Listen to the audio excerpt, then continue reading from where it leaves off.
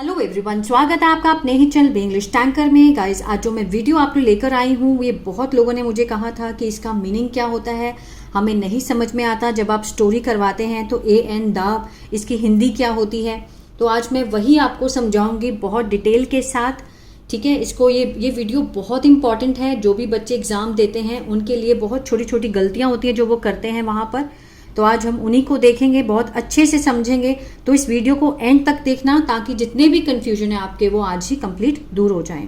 ठीक है, A and दा क्या होते हैं? आर्टिकल्स। इनको हम क्या बोलते हैं? आर्टिकल्स। आजकल इसको डिटर्मिनर्स भी कहते हैं।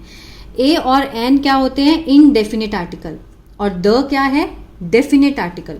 ठीक है, ए और एन क्या है? इनडेफिनिट। एन और द या दी, कहाँ द बोलेंगे कहाँ दी बोलेंगे ये भी मैं आपको बताऊंगी। तो चलिए स्टार्ट करते हैं। ए ई आई ओ यू, ये बचपन में सबने पढ़ा है कि ए ई आई ओ यू क्या होते हैं?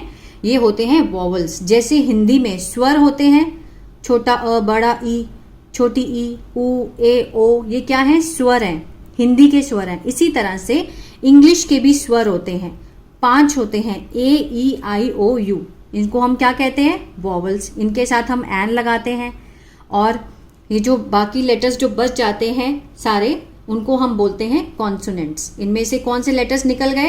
ए ई आई ओ यू निकल गए। जो बाकी बचे लेटर हैं इनको हम बोलते हैं कॉन्सोनेंट्स। और इन स्वर के अलावा जो क ख ग होते हैं उनको हम बोलते हैं व्यंजन। यहाँ तक क्लियर है? ठीक है, बचपन से हम क्या पढ़ते आए हैं कि जो लेटर इनसे स्टार्ट होते हैं उनके आगे एन लगता है, और इनसे अगर लेटर स्टार्ट होता है तो इनके आगे ए लगता है। लेकिन इसमें थोड़ी सी कंफ्यूजन क्या है, हमें इनके स्वर को देखना है। इनके जो स्वर होते हैं हमें उनको पहचान कर उसके आगे ए या एन लगाना है। जैसे ए का साउंड अ, ई, ए, ई, ओ, ये क्या है? यू। लेकिन यू को हम हिंदी में क्या बोलते हैं? अ। साउंड ऑफ यू क्या है? अ। तो इसलिए हम इसको देखेंगे पहले, फिर हम लगाएंगे। ये देखिए, एग, ई है, वॉवल है, और इसका जो साउंड भी बैठेगा वो भी क्या है? ई है ना। तो यहां पे हम लगाएंगे एन एग। ए क्या है? अ। An apple, an. ठीक है, अब ये क्या है? यूनिट। यूनिट, अब यू है, बच्चे आंख बंद करके यहाँ पे क्या लगा देंगे? एन। लेकिन नहीं लगेगा ये, क्योंकि ये यूनिट है। यू, यू किस में आता है? ये य का साउंड दे रहा है, य का। लेकिन जो वॉवल में यू है वो अ का साउंड देता है ना। तो य है तो ये यहाँ पे ए आएगा, a unit. A boy, B क्या है? कॉन्सोनेंट, इसमें आ रहा है ना, कॉन्सोनेंट है तो अ बॉय लगेगा। अब देखिए यूनिवर्सिटी, अगेन क्या है? य का साउंड दे रहा है, तो य क्या है? एक कॉन्सोनेंट है। क्या है ये? व्यंजन है य। तो व्यंजन के आगे हम क्या लगाते हैं? A. A university, a unity. अब देखिए यू है यहाँ पे, लेकिन यहां पर यू का जो साउंड आ रहा है वो है अ। अम्ब्रेला, तो एन अम्ब्रेला आएगा यहाँ पर। यही प्रॉब्लम होती है। बस हमें इनके जो है साउंड को ध्यान में रखना है, उसके अकॉर्डिंग हमें ए या एन का यूज करना है। और ये किसके साथ लगते हैं? सिंगुलर के साथ। ठीक है, अ स्टूडेंट, ये क्या है? कॉन्सोनेंट है, व्यंजन में से है। अ वॉच, एन अ आ रहा है ना, एन अगली। अ का साउंड दे रहा है, यहाँ पे यू का साउंड य नहीं आ रहा, अ आ रहा है। अननोन, यहाँ पे क्या आएगा? अननोन, अ, एन। ठीक है, अब फिलिंग दी ब्लैंक्स हम एक बार भर के देखेंगे, उसके बाद हम द को समझेंगे बहुत अच्छे तरीके से। This is dash uniform rule. ठीक है, this is dash uniform. U sound आ रहा है, य का साउंड आ रहा है, तो क्या आएगा? A. This is the uniform rule. लेकिन बच्चे यहां पर देखते हैं कि यू लिखा हुआ है तो ये वॉवल है, तो इसको हम फटाफट से लिख देते हैं एन, वही उनका एक नंबर चला जाता है। आई हैव अ अम्ब्रेला, अ का साउंड दे रहा है, आई have a umbrella. My sister is dash MBBS doctor. अब देखिए एम है, कोई भी सोचेगा कि ये तो कॉन्सोनेंट है ना। जो लेटर्स, ये वॉवल तो नहीं है, ये कॉन्सोनेंट है। हम यहाँ पे ए लिख देंगे, my sister is a MBBS doctor. लेकिन ये गलत है। एम जब हम बोलते हैं तो अ साउंड आ रहा है, कौन सा आ रहा है, अ का साउंड, MBBS। तो यहाँ पे क्या आएगा, my sister is an MBBS doctor. ठीक है, इसको समझना है, सिर्फ हमें आगे के साउंड को देखना है। अगर साउंड वॉवल में से है तो हम एन लगाएंगे, अगर साउंड कॉन्सोनेंट में से है तो हम ए का यूज करेंगे। This is an old way, an. I have a bag, ये कॉन्सोनेंट है तो ए लगा। आई होप आपको ए और एन में से समझ आया होगा कि कैसे करना है। अब हम द को समझते हैं अच्छे से। चलिए अब द को समझते हैं। लाइक जैसे आई हैव अ बैग, ठीक है, आई हैव अ बैग, मेरे पास एक बैग है। इसकी हिंदी क्या है, मेरे पास एक बैग है। और बैग कोई भी हो सकता है, जिसके साथ हमने क्या लगाया, ये कॉन्सोनेंट है, ए लगा। ठीक है, ए लगा बैग के साथ कि मेरे पास एक बैग है। अब हम उसी बैग की बात दोबारा करेंगे।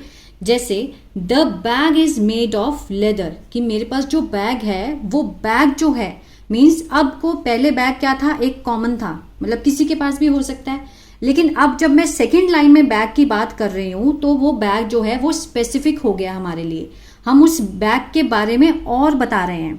तो सेकेंड लाइन में बैग क्या हो गया, स्पेसिफिक, कि मैं उसी बैग की बात कर रही हूं।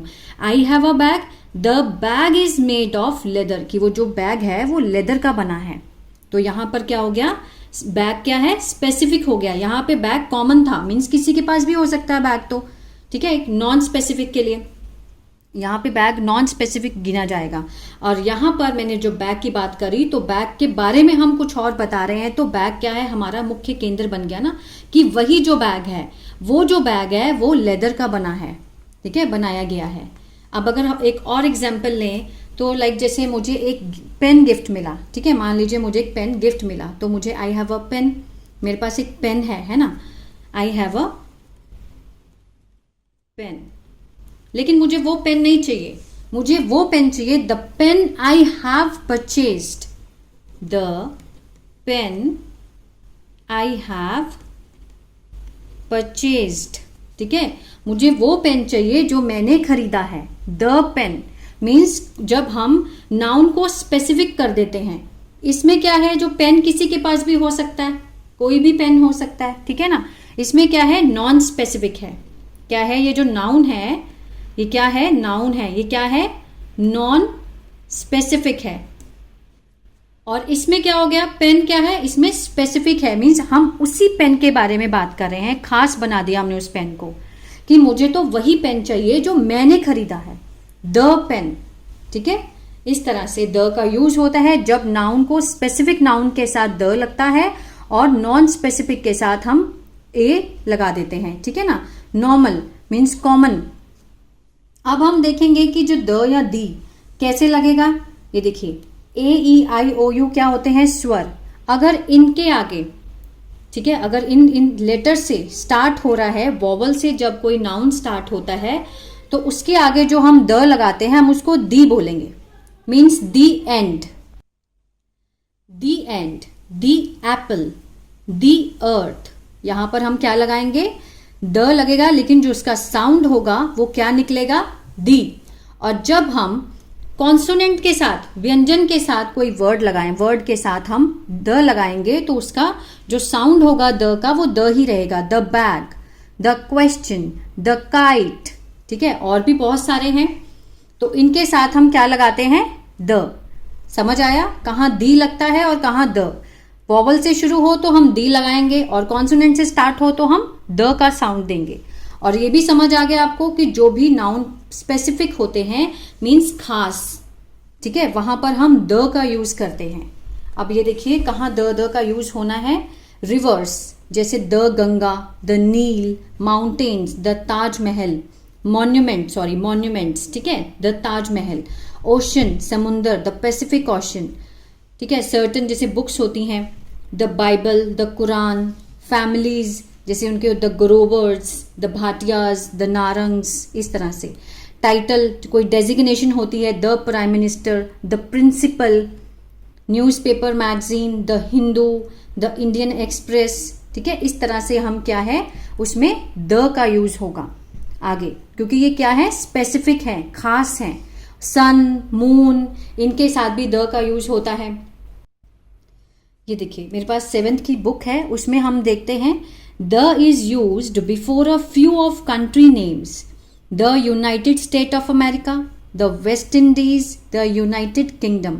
इनके साथ द क्यों लगा है? क्योंकि ये क्या है, ग्रुप है, ग्रुप ऑफ कंट्रीज हैं, ठीक है, ग्रुप ऑफ कंट्रीज है, इसलिए अगर ग्रुप हो तो उसके साथ द लगेगा, ठीक है। This is used before, the is used before name of things that are unique और वन ऑफ अ काइंड, बहुत ही अलग हो, यूनिक हो, जैसे द सन, द मून, ये यूनिक है क्योंकि एक ही है। द अर्थ, द स्काई, जो चीज़ें स्पेसिफिक हैं और क्या है, यूनिक हैं, एक हैं। We use before a singular common noun, singular means एक, to represent the entire class, means किसी वर्ग को रिप्रेजेंट करती है, जैसे द रिच, द पुअर मतलब अमीर लोग, गरीब, द लायन, द तबला, ये क्या है, सिंगुलर नाउन है, सिंगल।